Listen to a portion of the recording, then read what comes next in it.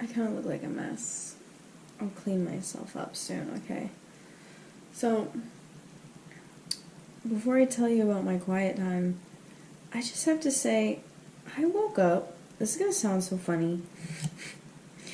I woke up, and sometimes there's like a word that I just can't shake, like, from my brain. One time, it was carpe diem. Like, I was just like, why do I, like, what? I can't remember what that means. Carpe diem, or wait. Carpe diem? Carpe diem. Carpe diem. It's a word used to urge someone to make the most of the present time and give little thought to the future. And I remember, like, when I looked that up, I was like, strange how this is, like, applying to my life. I don't know, it was weird. This morning, a word that I could not shake was naphthalene. Like, from chemistry. Like, I knew that this was from chemistry, and I was like, why do I keep thinking of the word naphthalene? I literally, so frequently, since I got back from my mission trip, and after, just going through it, I don't sleep through the whole night anymore. I frequently wake up. And I remember waking up, and then, like, going back to sleep, and in my dream, telling somebody, like, I can't stop thinking of naphthalene. It's an organic compound with the chemical formula C10H8, commonly known as mothballs. It's a white crystalline solid with a characteristic odor used in various applications including moth repellents, plastics manufacturing, and as a precursor for other chemicals. Exposure to naphthalene can cause health issues, blah, blah, blah. Yeah, I don't know. It's interesting that I woke up with that.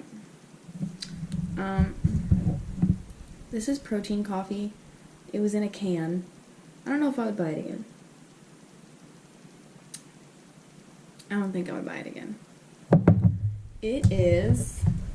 What time is it? Oh, you can't see my watch. It's charging. It's 7:27 in the a.m. I woke up. I set my alarm for like 5, but I was just like... Because I kept waking up, I was like, I just want to live in the moment. So, I didn't get up till 5:50. And I went on a run. I ran 2 miles. And then I came back. And I had a peach. I had my peach that I got yesterday. Turkey sticks. And then I rotted on my phone, actually. It was kind of a bear thing I was going through. Guys, it's actually kind of bad at this point. So, I found this YouTube shorts, like this guy who's like clearly an actor, and he makes these like shorts, and that's like high quality. Like, not just like the production of it, like not like super high quality, but just like nice. But like the acting is good. And it's like the kind of like plot that I don't know. So it's like a finance bro. I don't know why my camera just stops sometimes. I'm gonna keep going. So it's like it's like a finance couple. But they're not a couple because like they frequently talk about having a roster and like how they like see other people. And they talk about like doing coke together. I mean, but they call it bumps. And I mean, like it is vulgar to the max. But for some reason, they play the like I know that they're not really this way, and I think that's why I enjoy watching it. Is because I'm like, wow, they just play the parts so well, and it's like it's addicting to watch. Like her, like I love that her name is Veruca, and he calls her Verooks, and his name's Porter. So it's like really up there, and like I don't know. They're both like stupid rich, and like they have a thing for each other, and they see other people, but they like really like each other. It's so dumb. I literally spent so much time watching it this morning though at the counter after I ate my peach and my turkey sticks. And then I was like, okay, God, I'm sorry. It's time. It's time. And then I was sitting here and I was like, I actually don't know what to do. I'm like looking at it and I'm like, wow. Clearly there's a lot of stuff in here. But why am I not feeling satisfied by just like picking a random spot and starting? I'm like, doesn't it have to have meaning? Shouldn't I like prayerfully like ask the Lord where I should go? Like what if it, like how? So I first thought of the verse 1 Peter 5:10, because this is the verse that they did for like the kids that I was doing the kids ministry last Sunday at church, and this was the verse that they had right on the board. So I was like, oh, I really liked it. I want to go back and read it. 1 Peter 5:10. There's a good build up to it, but I'm just going to read 10. And after you have suffered a little while, the God of all grace, who has called you to his eternal glory in Christ, will himself restore, confirm, strengthen, and establish you. To him be the dominion forever and ever. Amen. I read a little bit because this is the end of 1 Peter, and there's the final greetings. And the verse says, like, by Silvanus, a faithful brother as I regard, blah, blah, blah. He's, like, highlighting one of the guys. Then he says, she who is at Babylon, who is likewise chosen, sends you greetings. And so does Mark, my son. And they also do this in, like, Acts a little bit. Where does it say this? Hold on. So in Acts, if I had my other Bible, I would know, like, with my photographic memory, like, which page it was on. But it also talks about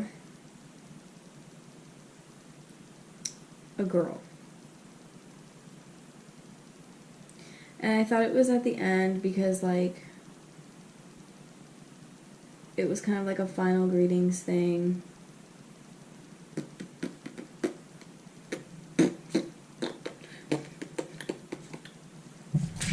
Well, yeah, I don't know where it is. I thought I would find it pretty quickly. But, like, Phoebe, and, like, this, I thought there was one more. Yeah, and I'm just like, I love how, like, I still obviously will stand by what it says in the Bible about, like, women, like, being a counterpart to man. So, like, being a helper in the sense of mostly men will do teachings and then women will help and stuff like that. And so it's nice to see that there's like this like little reassurance like sprinkled throughout the New Testament where it's not like playing women down. Like clearly there was like a woman who was chosen to go, and he's like, yep, she sends you greetings. Like, and I think it's worthy of noting it because at this time, like, they probably wouldn't have highlighted a woman in that way, especially for, like, religious leader-esque tasks. And so, like, no, am I saying that, like, we should switch it so that all women are preaching? No, not necessarily. But, like, do I think it's okay for, like, a woman to preach, like, a random Sunday service? Yeah. Yeah. Like, to help? To lead Bible studies? Absolutely. How do you expect women to have Bible studies? I personally relate more to the women. So, like, have women lead the group. Like, you know what I mean? Like, you have to have that. That's just... Anyways, so now I'm just, like, struggling to figure out, like, what do I do?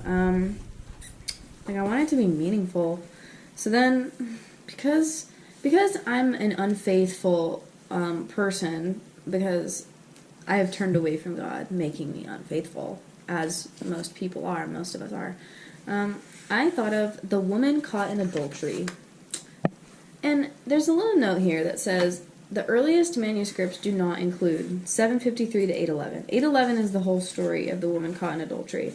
And the 53 part... The city's preacher man comes from Galilee. Oh. Oh, it's included in this story. Like, this story of the woman caught in adultery is apparently not included in the earliest manuscripts. I wonder why. I don't want to look it up right now. But I was choked.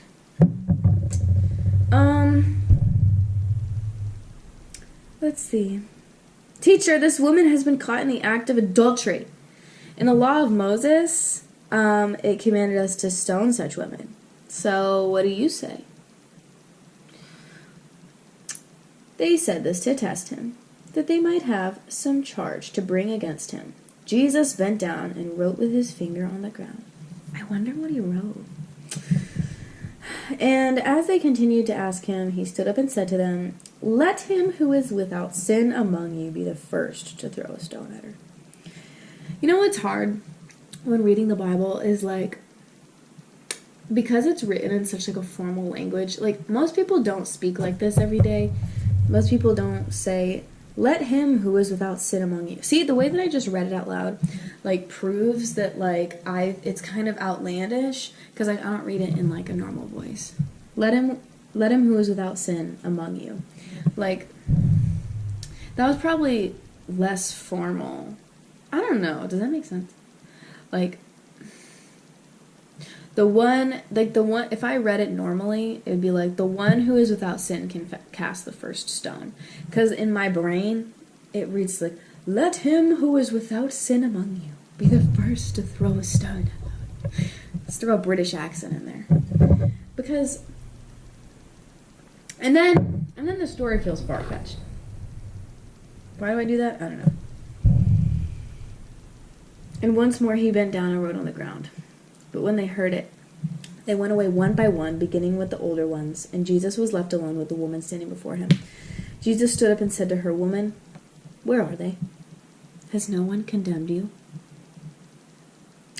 She said, "No one, Lord." And Jesus said, "Neither do I condemn you. And from now on, sin no more."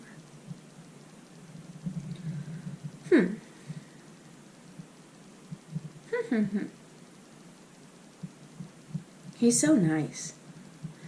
Like, people nowadays, they'd be ashamed. Like, you cheated on him? I would do that. You cheated?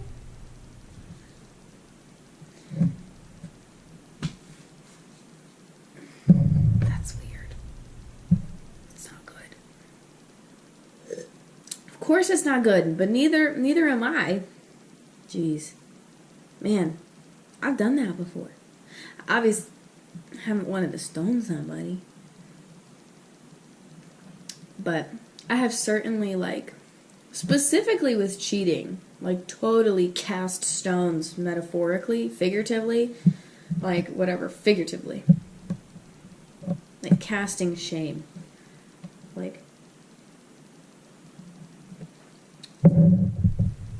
and for other things, too. So-and-so does this, pff, stone. You're full of yourself, pff, stone. You're a Christian who cusses, pff, stone.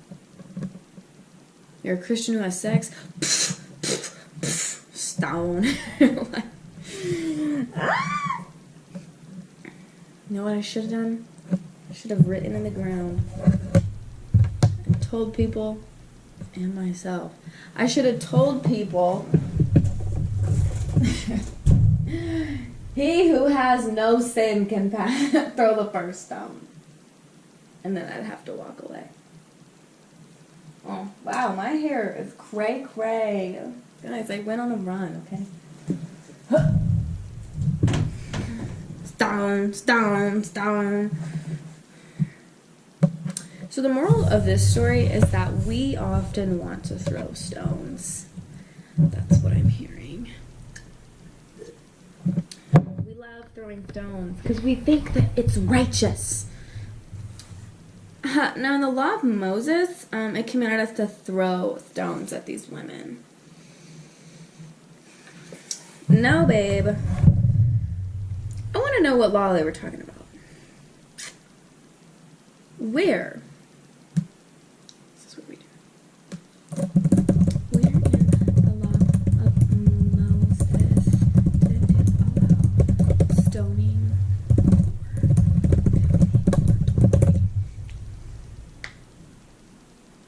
Why did the law of Moses command stoning adulterers if Jesus was against it? Oh, Leviticus. What a scary chapter. I'm just kidding. It's because people go crazy over those Levitical laws. Where is Leviticus? Genesis, Exodus, Leviticus. Here we go. It's crazy how I have to sing the song sometimes in order to remember. Like, that's literally the only way.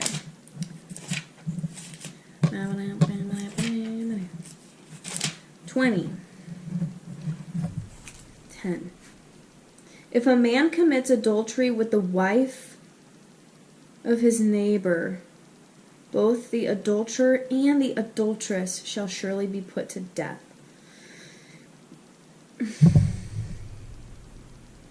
You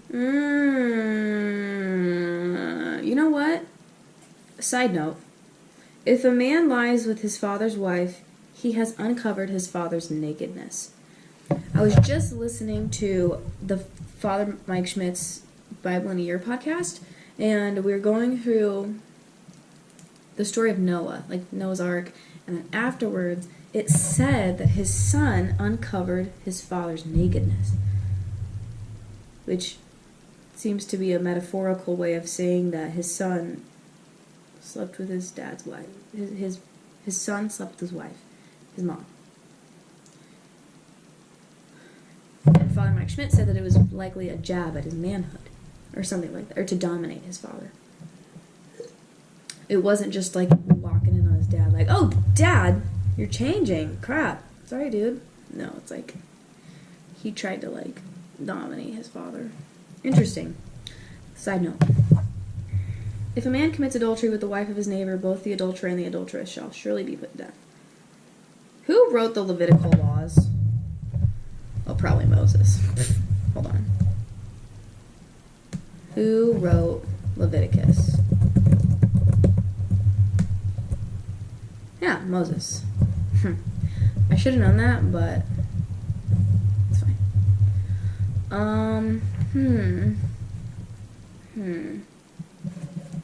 Interesting. The man commits adultery with the wife of his neighbor. Punishment for child sacrifice is right above it. They were going through some crazy stuff.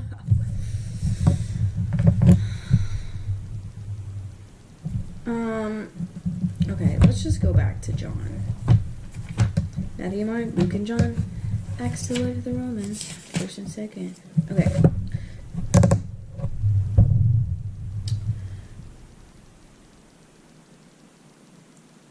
Now in the law, Moses commanded us to stone such women. I think Jesus had a problem with this. Two big reasons come to my mind. One is because they didn't want to fulfill this law of Moses for righteous reasons.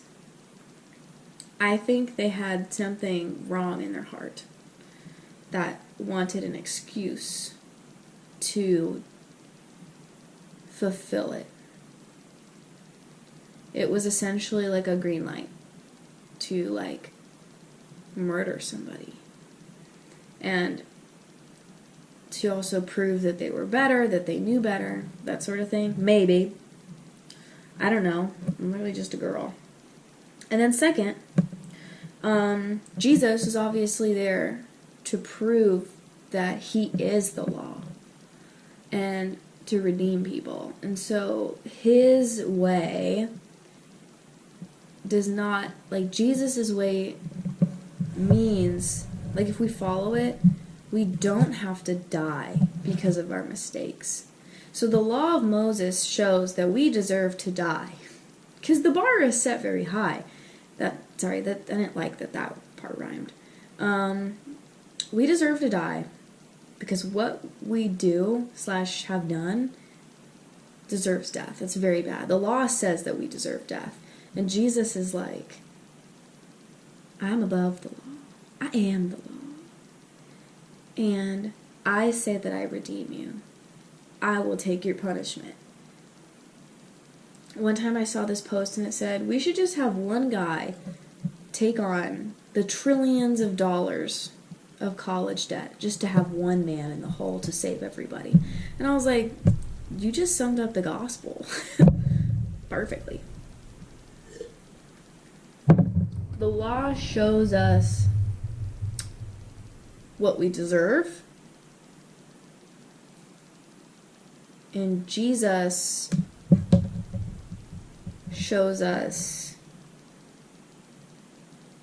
it's on the tip of my tongue. I want to finish this sentence.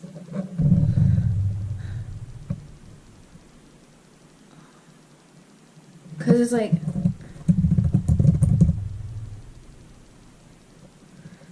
what is the phrase where it's like, mercy is not getting what we deserve.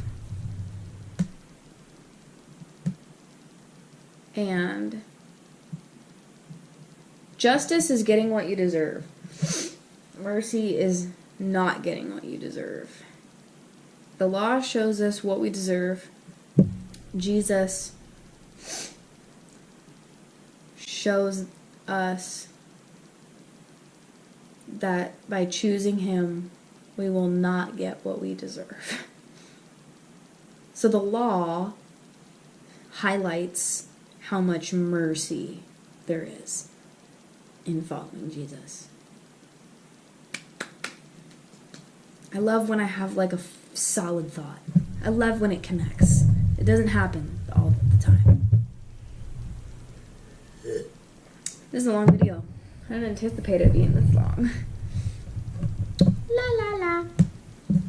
That's gonna be it. I'm gonna finish this. May the Lord bless you and keep you. May his beautiful face shine upon you. Welcome to the ISU series, where I go to college. Audrey goes to college. Yeah. Yep. We're in for a ride. GoPro, stop recording.